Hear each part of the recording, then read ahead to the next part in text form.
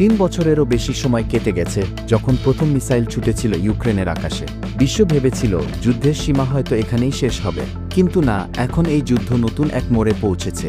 জোটগুলো বদলে যাচ্ছে, অস্ত্র বদলে যাচ্ছে, আর প্রতিটি করমর্দনের আড়ালে জমছে নতুন এক ঝড়। পূর্ব ইউরোপের মানচিত্রে কাট যুদ্ধের রুট অ্যানিমেশন।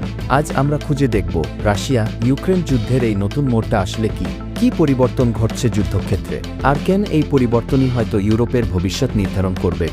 শীত আসছে, রাশিয়া ও ইউক্রেন দুপক্ষই প্রস্তুত হচ্ছে যুদ্ধের সবচেয়ে নির্ধারক পর্যায়ের জন্য। মাসের পর মাস নিস্তব্ধ থাকা ফ্রন্টলাইনগুলো আবার জীবন্ত হয়ে উঠেছে। ড্রোনের গুঞ্জন, ইলেকট্রনিক যুদ্ধ আর একের পর এক কৌশলগত আক্রমণ বদলে দিচ্ছে পুরো খেলার নিয়ম। রাশিয়া এখন তার দখলকৃত পূর্বাঞ্চলে শক্ত অবস্থান তৈরি করেছে। তাদের লক্ষ্য শুধু ধ্বংস নয়, ইউক্রেনের মনোবল আর অবকাঠামো ভেঙে দেওয়া। অন্যদিকে ইউক্রেন এখন প্রতিঘাত করছে। রাশিয়ার ভেতর পর্যন্ত পৌঁছে যাচ্ছে তাদের আঘাত। যেন দুনিয়াকে দেখিয়ে দিচ্ছে এই যুদ্ধ আর একপাক্ষিক নয়। তবে যা বদলেছে তা শুধু অস্ত্র নয়, কৌশল, এআই চালিত ড্রোন, পশ্চিমা দেশ থেকে আসা দীর্ঘপাল্লার ক্ষেপণাস্ত্র। এইসব এখন রাশিয়ার প্রচলিত শক্তিনির্ভর কৌশলকে চ্যালেঞ্জ জানাচ্ছে। এ যেন এক নীরব দাবার খেলা। এক পক্ষ চাল দেয়, অন্য পক্ষ প্রতিচাল দেয়, কিন্তু প্রতিটি চালের বিনিময়ে ঝরে হাজারো প্রাণ। ওয়াশিংটন, ব্রাসেলস, লন্ডন, এইসব জায়গায় এখন একটা নতুন সুর শোনা যাচ্ছে, যেটাকে বিশ্লেষকেরা বলছেন ইউক্রেন ক্লান্তি। $বিলিয়ন সাহায্য, অসংখ্য অস্ত্র, সবকিছুর পরও জনসমর্থন ধীরে ধীরে কমছে। রাজনীতিবিদদের উপর চাপ বাড়ছে। কতদিন আর এমন এক যুদ্ধে অর্থ ঢালা যাবে যার শেষ দেখা যাচ্ছে না? পেন্টাগনে এখন এক নতুন বিতর্ক। আমরা কি শান্তি আলোচনার দিকে যাব, নাকি ইউক্রেনকে আরও উন্নত অস্ত্র দিতে থাকব? ইউক্রেনের জন্য এই দ্বিধা মারাত্মক। পশ্চিমা সহায়তার প্রবাহ একবার দুর্বল হলে রাশিয়া সময় পাবে, আর সময় এই যুদ্ধের সবচেয়ে বড় অস্ত্র। তবে এই লড়াই শুধু ইউক্রেনের নয়, এটা পশ্চিমা প্রভাব, ন্যাটো ও ইউরোপীয় ঐক্যেরও পরীক্ষা। বিশ্ব দেখছে আমেরিকা আসলেই কি গণতন্ত্র রক্ষার প্রতিশ্রুতি রাখতে পারবে। রাশিয়ার ভেতরে চলছে এক নীরব রূপান্তর। ক্রেমলিন আর আগের পুরনো সামরিক কৌশলে নির্ভর করছে না, তারা এখন ব্যবহার করছে হাইব্রিড যুদ্ধ, সাইবার আক্রমণ, বিভ্রান্তিকর প্রচারণা আর মনস্তাত্ত্বিক যুদ্ধ। এই যুদ্ধের কম্পন ছড়িয়ে পড়েছে পুরো পৃথিবী জুড়ে। মধ্যপ্রাচ্য থেকে আফ্রিকা, এশিয়া পর্যন্ত দেশগুলো চুপচাপ কিন্তু নজর রাখছে প্রতিটি ঘটনার দিকে। চীন দেখছে পশ্চিমা প্রতিক্রিয়া কতদূর যেতে পারে, আর ভবিষ্যতের সম্ভাব্য সংঘাতে ন্যাটোর সীমা কতটা। অন্যদিকে কি গ্লোবাল সাউথ, কি দেশগুলো নিরপেক্ষতার কৌশল নিচ্ছে? তারা কোনো পক্ষ নিচ্ছে না, বরং নিজেদের স্বার্থে নতুন বাণিজ্য ও জ্বালানি চুক্তি করছে।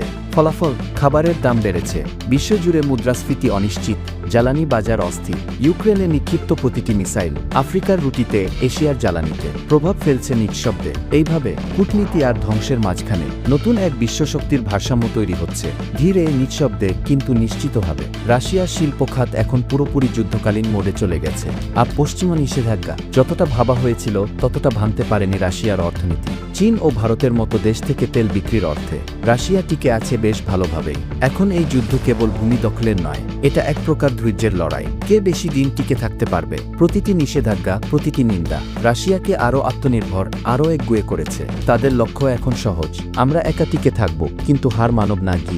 আগামী কয়েক মাসেই এই যুদ্ধের ভাগ্য নির্ধারিত হতে পারে। অনেক বিশ্লেষক বলছেন এটা হয়তো এক স্থবির অবস্থার দিকে যাচ্ছে, যেখানে কেউই জিতছে না, কিন্তু কেউই হারছে না। শুধু সময় আর প্রাণ হারাচ্ছে দুই পক্ষই। তবুও ইতিহাস বলে এমন স্থবিরতা কখনো স্থায়ী হয় না। একটি মাত্র ঘটনা, একটি রাজনৈতিক পরিবর্তন বা একটি নতুন জোট পুরো ছবিটা বদলে দিতে পারে। কেউ কেউ আশঙ্কা করছে যুদ্ধ আরও ভয়ঙ্কর রূপ নিতে পারে। রাশিয়া হয়তো কৌশলগত অস্ত্র ব্যবহার করবে, আর ন্যাটো বাধ্য হবে সরাসরি প্রতিক্রিয়ায় নামতে। আবার কেউ কেউ বলছে গোপনে আলোচনা ইতিমধ্যেই শুরু হয়ে গেছে। মস্কো, ওয়াশিংটন ও ইউরোপীয় শক্তিগুলোর মধ্যে চলছে নীরব সমঝোতার চেষ্টা, যুদ্ধ থামানোর অন্তরাল প্রস্তুতি। কিন্তু যদি শান্তি আসে, তবুও তা আগের মতো হবে না। এই ক্ষতগুলো খুব গভীর, অবিশ্বাস অনেক পুরনো, আর এই নতুন ভূরাজনৈতিক মানচিত্র এখন সম্পূর্ণ ভিন্ন। ধীরে সুর বদলায়, ধ্বংসস্তূপের ফুটেজ থেকে ধীরে ধীরে পুনর্গঠনের দৃশ্যে ট্রানজিশন। রাশিয়া ইউক্রেন যুদ্ধ এখন এক নতুন অধ্যায়ে প্রবেশ করেছে। এটা আর শুধু যুদ্ধের নয়, এটা সহনশীলতার, রাজনীতির আর বিশ্বের নতুন ভারসাম্যের গল্প। যা একসময় ছিল আঞ্চলিক সংঘাত, এখন তা এক শতকের বিশ্ব ব্যবস্থার পরীক্ষায় পরিণত হয়েছে। দেশগুলো পক্ষ নিচ্ছে, কিন্তু সত্য একটাই, প্রতিটি যুদ্ধে বিজয়ী কেউ থাকে না, থাকে শুধু বেঁচে থাকা মানুষ। সংক্ষিপ্ত বিরতি। তাই এখন প্রশ্নটা আর কে জিতছে নয়, বরং টিকে থাকবে এই গল্পের শেষ পর্যন্ত। তুমি কি ভাবছো, এটা কি শেষের শুরু, নাকি শুরুর শেষ? আউট্রো মিউজিক ধীরে বেড়ে ওঠে, পর্দা কালো হয়ে যায়, চ্যানেল লোগো ভেসে ওঠে।